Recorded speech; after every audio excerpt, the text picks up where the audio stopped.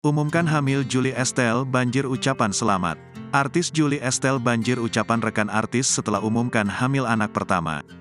Julie Estelle akhirnya hamil anak pertamanya setelah menikah 2 tahun dengan David Ciptobiantoro.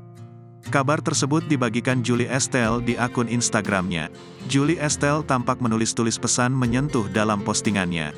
Dalam unggahan tersebut tampak Julie Estelle membagikan sebuah foto bersama sang suami, David Ciptobiantoro. Unggahan tersebut kemudian mendapatkan banyak komentar, tak terkecuali dari rekan sesama selebriti. Au Congrats, tulis aktris Yasmin Wildblood.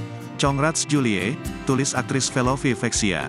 Produser film Mira Lesmana juga turut memberikan komentar untuk Julie Estelle dalam unggahan tersebut. Duh, berita yang luar biasa, selamat Jules, tulis Mira Lesmana dalam akun @mirles.